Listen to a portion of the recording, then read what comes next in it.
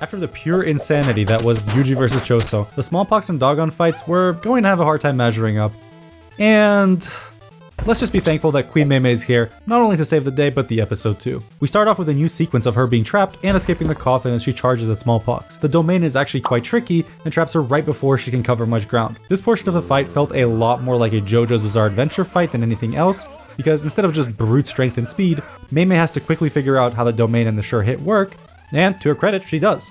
The way that Smallpox's domain works is as follows. 1. The technique is activated and the target is put into a coffin. 2. A boulder is dropped on top and Smallpox begins to count down. 3. If the countdown reaches 0, the victim is infected with a disease that will kill them. Thankfully, for Mei Mei, Smallpox actually instinctively chooses its target based off of their cursed energy, meaning that Wee Wee and the 2 crows inside are actually unaffected so long as Mei Mei does not suppress her cursed energy. This is important because Wee Wee can't actually withstand the boulder even once, so if his cursed energy ever spikes higher than Mei Mei's, he is in real danger of just dying. In this portion of the episode, the art and animation are clean. They're actually really good. The scenes of Mei Mei theorizing what would happen if the sure hit actually takes effect are really unsettling and red.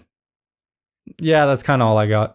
This part where Mei Mei grabs Wee Wee and hides away is new, and I really like the coloring and lighting that this episode has had so far. Mei Mei channeling more cursed energy onto her crow is also new, and a great way to showcase her intelligence as she confirms the effect of the domain. In the manga, I think it was only 1 crow and she never confirms it, it's just based off of her hypothesis. Mei Mei then proceeds to gatekeep, gaslight, and girl boss her brother into giving his life for her. Wee Wee increases his cursed energy at the same time as Mei Mei suppresses her, causing him to be the target of the coffin. Before the boulder is dropped, however, Mei Mei cuts off Smallpox's arm and Wee Wee simultaneously casts Simple Domain. The sure hit is disabled and Smallpox hides away in the shadows. We get this long scene of Mei Mei just looking around, and it's actually quite spooky the way Smallpox just shows up. But we finally get to see Bird Strike, which one-shots the curse, domain falls, and now the 2 have to face off against Fake Ghetto. The way Bird Strike works is pretty simple, right? She tells us it's a binding vow that she forces her crows to make in which they give up their life in exchange for explosive cursed energy. What this results in is an attack that is so strong that only Gojo Satoru has ever survived it. Now, I'm gonna be honest, I don't think Mei Mei's ever used it on anyone competent, but it is a super strong attack. I mean, this is a special grade curse spirit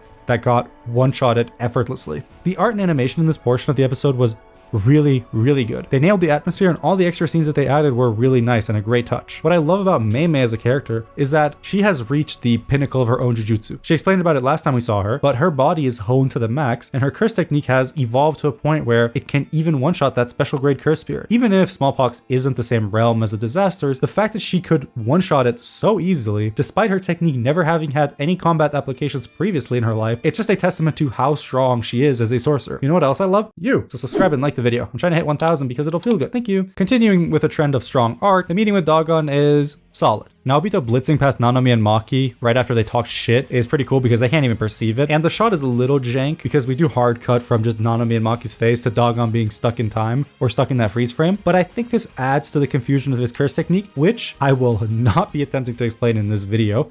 Fuck rejection sorcery. All you gotta know is that Naobito is very fast, and anything he touches with the palm of his hand will be frozen for 1 second. Using this technique, he blitzes Dogon and hits him so hard, he spits out all the bones of the humans he's consumed so far. This shot of him crawling towards the gang is actually kind of funny, because he's only crawling along like a image plane. Thankfully it doesn't last too long, but it's a little goofy. He transforms into his Cthulhu form, the voice actor also changes, and now it's actually the guy who voiced Muhammad Abdal in JoJo's Bizarre Adventure, which is pretty funny. The fight itself is not funny because it's okay.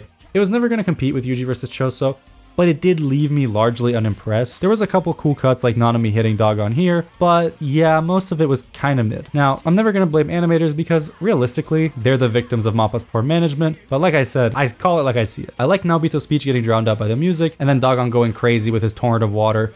Looked okay. It looked better than the OP, but again, that's just like, it's a 1 minute 30 second opening. Of course it's gonna look better. The actual anime explanation of projection sorcery I really liked. I love the way they show it by having Naobito follow the outline of his curse technique, or the frames. And this little graphic here of the animation sheets is such a nice way to show the drawback of the technique. The speed that Naobito can generate from this technique allows him to be so fast that he's actually named the fastest sorcerer alive. So fast that Dogon can't even expand his domain in time. And as Naobito continues to land critical hits after critical hits, Dogon loses access to his fingers and can't form the hand seal, and for the good guys, it's looking good.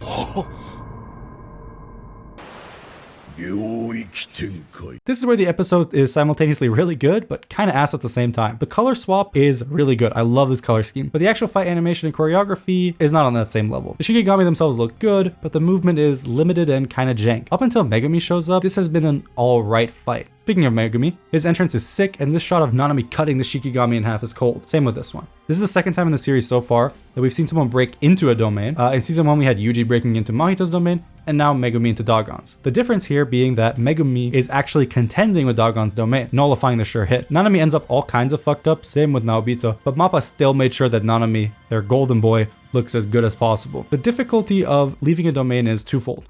1, the inside is stronger than the outside. 2, the edge is undefined and not easy to find. Because Megumi had entered from the outside, he had a rough idea of where the edge of the domain was located, and focusing all of his energy into opening a hole into the barrier, the three of them could make their escape. The usage of the word assemble here is quite crucial. If Nanami had said, "Come in, we have to get out of here," Dagon would have instantly understood their plan, and he would have just followed them immediately. Because, he can speak and understand the language. He isn't in the same tier as Smallpox, so this word, assemble, allowed them to all understand what needed to be done. And this one moment, this brief moment it takes Dagon to figure it out is one moment too long, and they're about to make their getaway, but...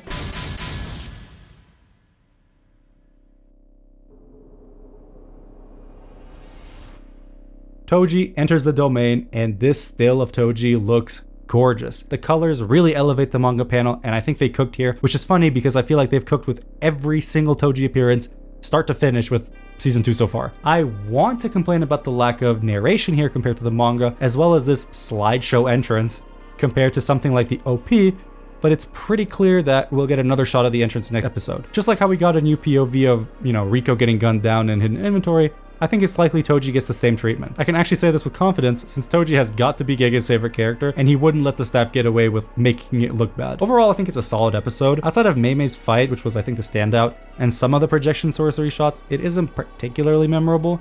I'd give it like a solid 7, maybe 7.5. And like always though, JJK manages to look baseline good regardless of, the glaring issues, which I think is a testament to the skill of the staff working on it.